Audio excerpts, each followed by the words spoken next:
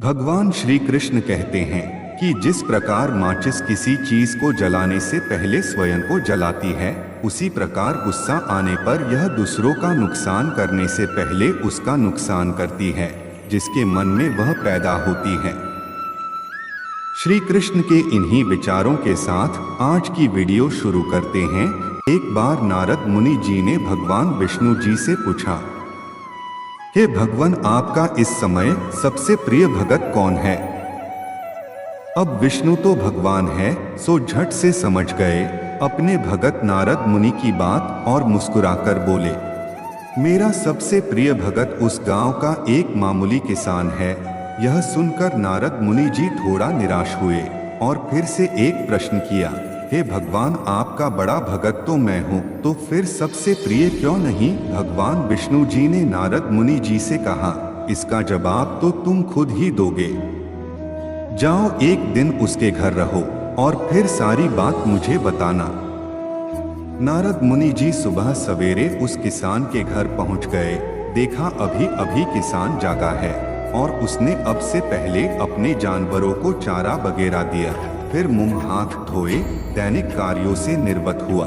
जल्दी जल्दी भगवान का नाम लिया, रूखी सूखी रोटी खाकर जल्दी जल्दी अपने खेतों पर चला गया।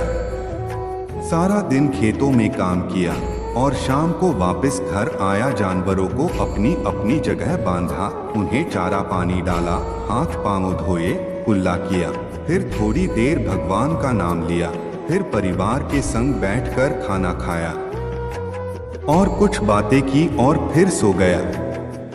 अब सारा दिन यह सब देखकर नारद मुनि जी भगवान विष्णु के पास वापस आए और बोले, भगवान, मैं आज सारा दिन उस किसान के संग रहा, लेकिन वो तो ढंग से आपका नाम भी नहीं ले सकता। उसने थोड़ी देर सुबह, थोड़ी देर शाम को, और वो भी जल्दी जल्दी आपका ध्यान किया, और मैं तो 24 घंटे सिर्फ आपका ही नाम जपता हूँ।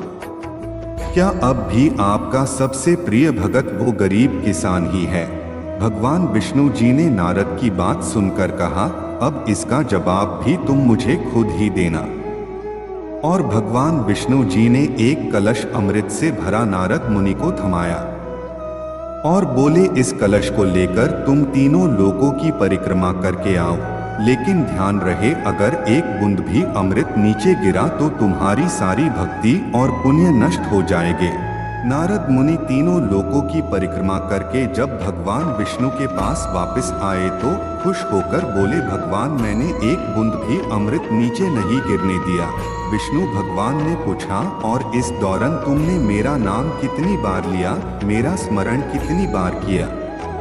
तो नारद बोले, अरे भगवान जी, मेरा तो सारा ध्यान इस अमृत पर था, फिर आपका ध्यान कैसे करता? भगवान विष्णु ने कहा, हे नारद, देखो उस किसान को, वो अपना कर्म करते हुए भी नियमित रूप से मेरा स्मरण करता है, क्योंकि जो अपना कर्म करते हुए भी मेरा जाप करे वो ही मेरा सबसे प्रिय भगत हुआ। तुम तो सारा दिन खाली बैठे ही जप करते हो, और जब तुम्हें कर्म दिया तो मेरे लिए तुम्हारे पास समय ही नहीं था।